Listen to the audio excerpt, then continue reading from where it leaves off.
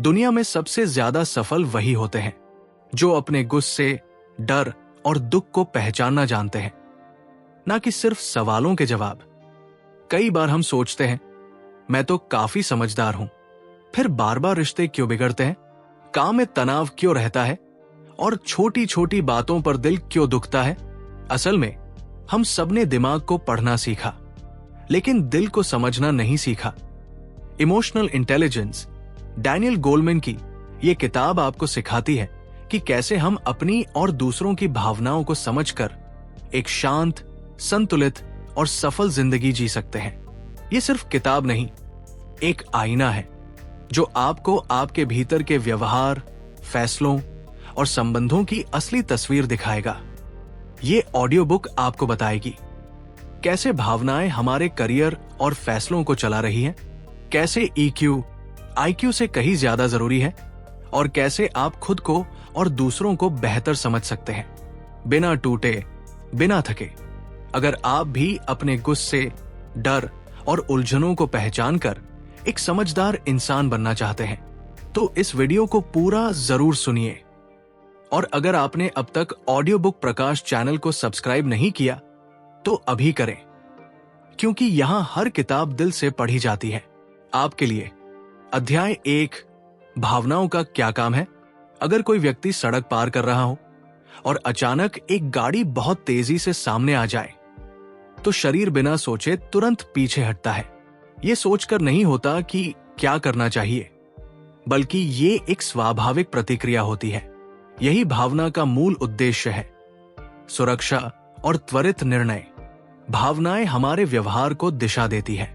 उदाहरण के तौर पर, जब कोई टीम मेंबर्स किसी प्रोजेक्ट पर काम कर रहे हो और एक सदस्य बार बार लेट हो, तो बाकी सदस्यों को झुंझलाहट हो सकती है।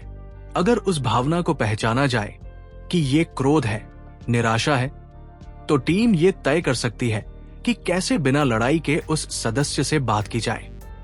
अगर भावनाओं को अनदेखा किया जाए, तो वही भावना तनाव, झगड़ा या प्रदर्शन में गिरावट का कारण बन सकती है। दूसरा उदाहरण लीजिए। एक इंटरव्यू देने वाला व्यक्ति अगर घबराहट को पहचान ले, तो वो खुद को ये कह सकता है, ये घबराहट है क्योंकि ये अवसर मेरे लिए महत्वपूर्ण है। इसका मतलब है मैं गंभीर हूं। इससे वो आत्मनियंत्रण में आ सकता है और बेहतर प्रदर्शन कर सकता है। भावनाएं हमारा दिशा सूचक यंत्र है। वे बताती है कि क्या सही है, क्या गलत और किस तरफ ध्यान देना चाहिए। लेकिन जब इन्हें अनदेखा या दबाया जाता है, तो ये उल्टा असर डालती है। अध्याय 2, भावनात्मक बेकाबू होने की प्रक्रिया। एक वरिष्ठ कर्मचारी को मीटिंग के दौरान किसी जूनियर ने बीच में टोक दिया। बिना सोचे समझे उसने गुस्से में जवाब दे दिया, तुम्हें पता भी है क्या बोल रहे हो। बाद में उसे अफसोस हुआ, लेकिन तब तक बाकी टीम का माहौल बिगड़ चुका था। ये एक क्लासिक उदाहरण है इमोशनल हाईजैक का, जब दिमाग का भावनात्मक हिस्सा तर्कशील हिस्से से ज्यादा तेज प्रतिक्रिया देता है। ये घटना सिर्फ गुस्से से नहीं जुड़ी, बल्कि डर, शर्मिंदगी या ईर्ष्या से भी हो सकती है। जैसे एक व्यक्ति जिसे नई जिम्मेदारी दी जाती है, लेकिन वो अपने अंदर ही डरने लगता है कि मैं कहीं फेल न हो जाऊं। उसका दिमाग बिना तर्क के पुराने अनुभवों को याद कर उसे खुद पर शक करने के लिए मजबूर करता है। परिणाम, वो जिम्मेदारी लेने से बचने लगता है। एक और उदाहरण, एक टीम लीडर किसी क्लाइंट के सामने अचानक दबाव में आकर घबरा जाता है और बातों में उलझ जाता है, क्योंकि उसे अपने पिछले एक असफल प्रेजेंटेशन की याद आ गई। दिमाग का एमिगडाला नामक हिस्सा, जो खतरे का संकेत देता है, तर्कशील दिमाग से पहले एक्ट कर गया। यही है भावनात्मक बेकाबू होने की प्रक्रिया। इससे बचने का तरीका है भावनाओं को पहचानना, उन्हें नाम देना और खुद को ये याद दिलाना कि ये मेरी पुरानी आदत है, लेकिन मैं इसे अब संभाल सकता हूं। ऐसी समझ से व्यक्ति अपनी भावनाओं का मालिक बनता है, उनका गुलाम नहीं। अध्याय 3, जब अक्ल भी काम न आए। एक कर्मचारी ने अपनी पढ़ाई में टॉप किया, तकनीकी ज्ञान में भी तेज था, लेकिन ऑफिस की टीम मीटिंग में बार बार बहस करता, दूसरों की बात काट देता और अपनी गलती नहीं मानता। धीरे धीरे टीम उसे नजरअंदाज करने लगी और उसका प्रमोशन भी रुक गया। यही है वो स्थिति जहां अक्ल होने के बावजूद वो असफल हो गया। इस अध्याय में यही बताया गया है, सिर्फ बुद्धिमानी या आईक्यू होना काफी नहीं है। अगर किसी में भावनात्मक समझ नहीं है, जैसे कि कब बोलना है, कब चुप रहना है या दूसरे की भावनाओं को समझना है, तो उसका ज्ञान भी उसके काम नहीं आता।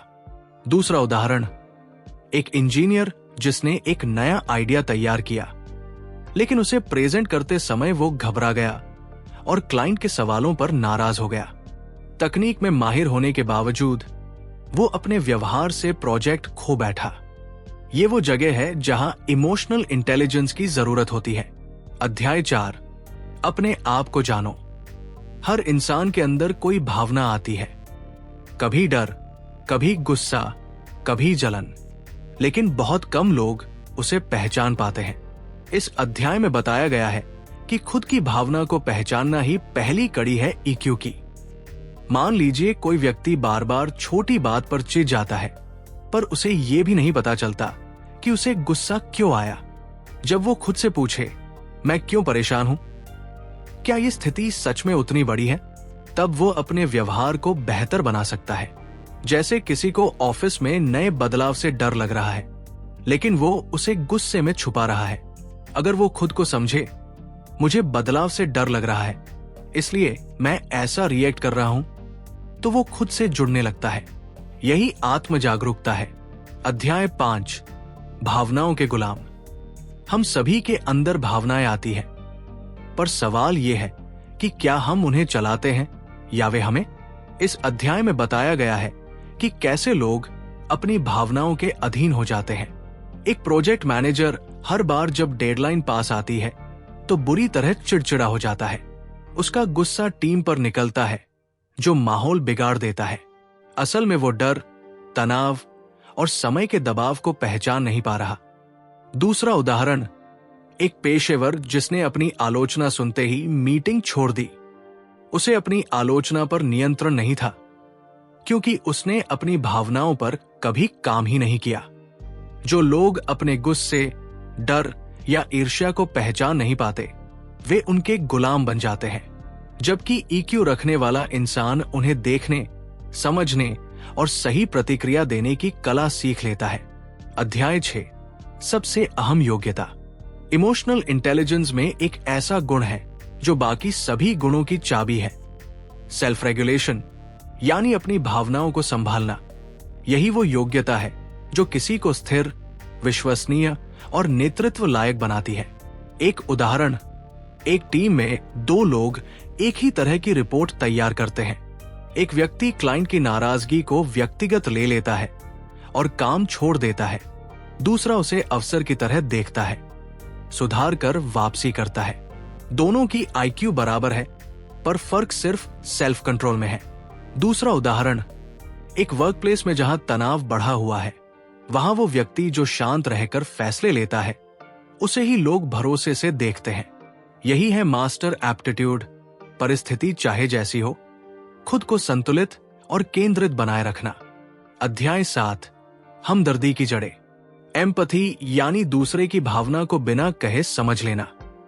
ये कोई विशेष शक्ति नहीं है, बल्कि एक अभ्यास है, देखने, सुनने और महसूस करने का।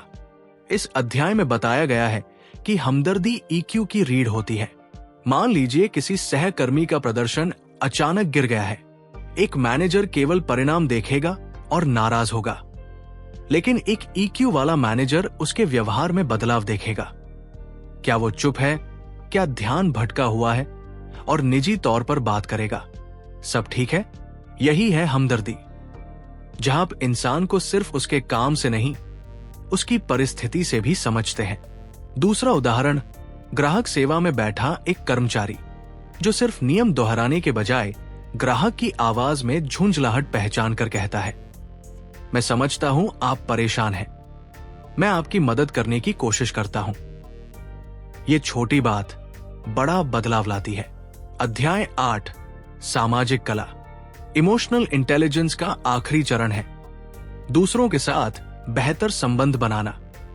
ये कला है बातचीत, समझदारी और तालमेल की। कोई भी टीम तभी सफल होती है जब लोग सिर्फ टास्क नहीं, एक दूसरे के साथ भी जुड़े हों। एक व्यक्ति जो दूसरों को सुन सकता है, सहमत या असहमत होते हुए भी शांति से संवाद कर सकता है, वही टीम को जोड़कर रखता है। एक अच्छा प्रोजेक्ट लीडर वही है जो दूसरों के प्रयास की तारीफ करता है, डेडलाइन की याद बिना दबाव के दिलाता है और सबको एक उद्देश्य से जोड़ता है। दूसरा उदाहरण, ऑफिस में दो लोग किसी मुद्दे पर असहमत होते हैं, पर झगड़े के बजाय समाधान खोजने की सोच रखते हैं। यही सामाजिक बुद्धिमत्ता है। संघर्ष में भी रिश्ते न टूटें और काम भी आगे बढ़े। अध्याय 9, नजदीकी रिश्तों में दुश्मनी। जब दो लोग लंबे समय तक एक साथ काम करते हैं तो विचारों का टकराव स्वाभाविक है, लेकिन जब यह टकराव व्यक्तिगत अपमान या ईर्ष्या में बदल जाए तब सहयोगी अदृश्य दुश्मन बन जाते हैं। इस अध्याय में बताया गया है कि कैसे गहरी असहमति अगर समय रहते समझदारी से न संभाली जाए तो वो संबंधों में जहर घोल देती है। उदाहरण के तौर पर एक ऑफिस में दो सहयोगी, एक नया, एक अनुभवी, दोनों अच्छे प्रदर्शन कर रहे थे, लेकिन वरिष्ठ व्यक्ति को ये लगने लगा कि नया व्यक्ति उसका स्थान ले सकता है। वो धीरे धीरे उसकी आलोचना करने लगा, मीटिंग में उसकी बातें काटने लगा और काम के मेल में कठोर भाषा इस्तेमाल करने लगा। नया व्यक्ति भी रक्षात्मक हो गया और दोनों के बीच सहयोग खत्म हो गया। यहां समस्या सिर्फ कार्य नहीं थी, बल्कि भावनात्मक समझ की कमी थी। अगर दोनों ने अपनी असुरक्षा, डर या नाराजगी को पहचाना और संवाद किया होता, जैसे मुझे लग रहा है कि मेरी भूमिका कम हो रही है या मैं आपके अनुभव से सीखना चाहता हूं, तो ये टकराव सम्मान में बदल सकता था। दफ्तर हो या टीम, भावनात्मक बुद्धिमत्ता ना हो तो नजदीकी सहयोग भी शत्रुता में बदल सकता है। समाधान है भावना को पहचानना, संवाद करना और टकराव को सम्मान से हल करना। अध्याय 10, दिल से नेतृत्व करना। एक सच्चा नेता सिर्फ निर्देश नहीं देता, वो लोगों की भावनाओं को भी साथ लेकर चलता है। इस अध्याय में बताया गया है कि कैसे ईक्यू वाला नेतृत्व टीम को केवल काम के स्तर पर नहीं, भावनात्मक रूप से भी जोड़ता है। मान लीजिए एक प्रोजेक्ट डेडलाइन के करीब है और टीम का मनोबल गिर चुका है। एक सामान्य लीडर कहेगा, काम करो, समय नहीं है। लेकिन एक ईक्यू वाला लीडर कहेगा, मुझे पता है ये कठिन समय है, पर मैं जानता हूं कि हम साथ मिलकर इसे पूरा कर सकते हैं। वो टीम के प्रयास को पहचानता है, खुले संवाद को प्रोत्साहित करता है और हर सदस्य को महसूस कराता है कि उनकी अहमियत है। दूसरा उदाहरण, एक टीम में एक सदस्य लगातार पिछड़ रहा था। आमतौर पर लोग उसे हटाने की सोचते, लेकिन एक ईक्यू लीडर पहले समझता है क्या वो तनाव में है, उसे मदद की जरूरत है। शायद एक दोस्ताना बातचीत से उसका आत्मविश्वास लौटे और प्रदर्शन सुधरे। दिल से नेतृत्व करने का मतलब है दूसरों को सिर्फ कर्मियों की तरह नहीं, इंसानों की तरह देखना। इससे न केवल काम बेहतर होता है, बल्कि टीम के बीच विश्वास और स्थिरता भी बनती है। अध्याय 11, दिमाग और चिकित्सा। इस अध्याय में बताया गया है कि भावनात्मक स्थिति हमारे शारीरिक स्वास्थ्य को किस तरह प्रभावित करती है। शरीर और मस्तिष्क अलग अलग नहीं है। जो सोचते हैं वही शरीर झेलता है। उदाहरण के लिए एक पेशेवर जो लगातार तनाव में रहता है, नकारात्मक सोच, डर, असुरक्षा, वो धीरे धीरे सिरदर्द, नींद की कमी, हाई ब्लड प्रेशर और थकान का शिकार हो सकता है। उसे लगता है कि ये सिर्फ काम का बोझ है, लेकिन असल में वो अपनी भावनाओं को लगातार दबा रहा है। दूसरा उदाहरण, एक व्यक्ति जिसने एक बड़ी गलती के बाद खुद को पूरी तरह दोषी मान लिया, उसने आत्मग्लानि में रहना शुरू किया। ये भावना धीरे धीरे उसे मानसिक और शारीरिक रूप से थका रही थी। लेकिन जैसे ही उसने अपनी भावना को साझा करना शुरू किया, अपने अनुभव को स्वीकार किया और खुद को माफ किया, उसकी नींद और ऊर्जा दोनों लौटने लगी। भावनात्मक बुद्धिमत्ता सिर्फ रिश्तों और काम में नहीं, हमारे स्वास्थ्य में भी अहम भूमिका निभाती है। जो व्यक्ति अपनी भावना को जानता है, स्वीकार करता है और संभालता है, वही लंबी दौड़ में मानसिक और शारीरिक रूप से स्वस्थ रहता है।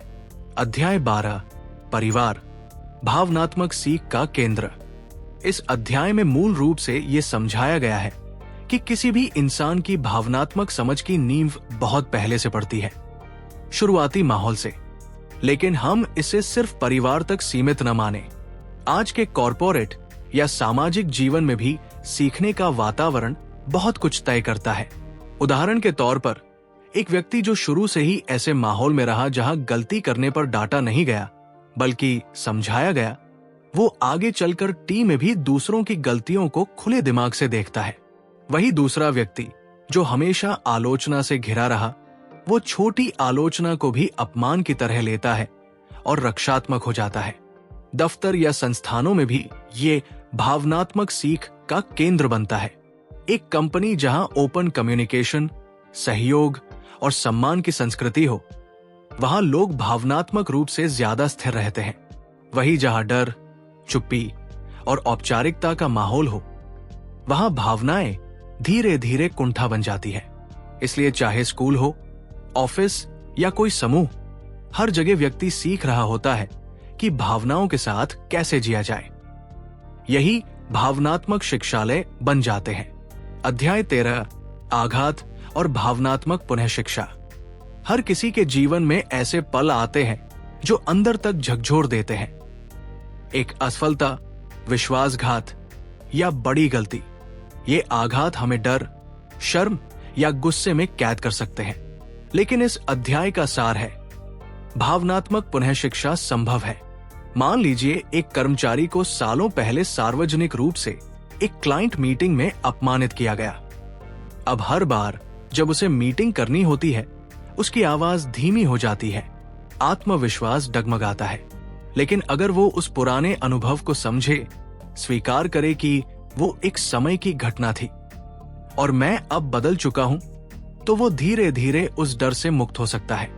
दूसरा उदाहरण, कोई व्यक्ति जिसने एक बार अपने सुझाव पर मजाक सहा, वो आगे कभी टीम मीटिंग में आइडिया शेयर नहीं करता। लेकिन जब वो नए सिरे से खुद को ये सिखाता है कि हर राय की कीमत है और धीरे धीरे अपनी बात रखने लगता है, तो वो भावना बदलती है। भावनात्मक पुनः शिक्षा का मतलब है पुराने घावों को नकारना नहीं, बल्कि उन्हें नए दृष्टिकोण से देखना और धीरे धीरे अपनी प्रतिक्रिया को बदलना। इससे इंसान पहले से ज्यादा मजबूत और संतुलित बन सकता है। अध्याय 14, स्वभाव आपकी किस्मत नहीं है। कुछ लोग ये मानते हैं कि अगर कोई शर्मीला है या जल्दी घबरा जाता है या भावनाओं में बह जाता है, तो ये उसकी प्रकृति है और उसे बदला नहीं जा सकता। लेकिन ये अध्याय इस भ्रम को तोड़ता है। स्वभाव स्थायी नहीं है। उदाहरण के लिए, एक व्यक्ति जो भीड़ में बोलने से डरता है, वो अभ्यास और आत्मनिरीक्षण से खुद को सार्वजनिक रूप से व्यक्त करना सीख सकता है। शुरुआत में वो छोटे समूह में बोलेगा, फिर धीरे धीरे बड़े प्लेटफॉर्म पर।